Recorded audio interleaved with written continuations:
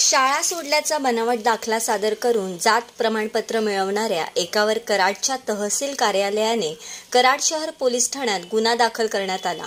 वसंत पवार राहणार कालवडे तालुका कराड यांच्यावर गुन्हा दाखल करण्यात आला असल्याची माहिती प्रांताधिकारी अतुल म्हेत्रे यांनी दिली।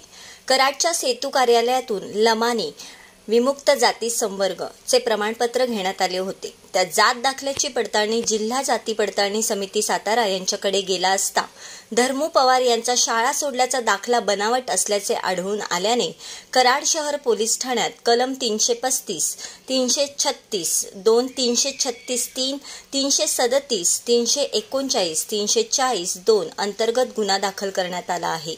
The best thing team Karad. Setu कार्यालय कराडमध्ये कालवडे या गावातील श्री वसंत धर्मू पवार यांनी त्यांच्या मुलीच्या जातीच्या दाखल्यासाठी 1 ऑगस्ट 2023 रोजी अर्ज केलेला होता।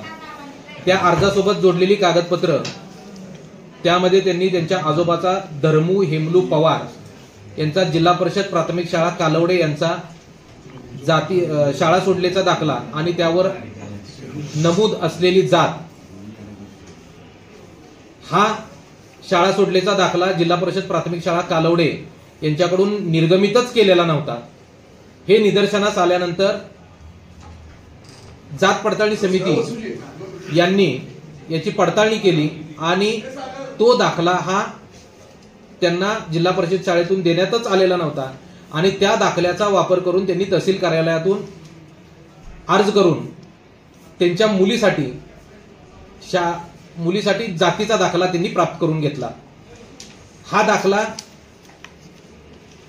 त्यांनी खोटी कागदपत्र देऊन शासनाची फसवणूक करून आणि स्वार्थापोटी घेतल्यामुळे त्यांच्यावर अर्ज केलेला श्री वसंत धर्मू पवार यांनी अर्ज केलेला होता, त्यांच्यावरती हा फौजदारी गुन्हा दाखल करण्यात आलेला आहे।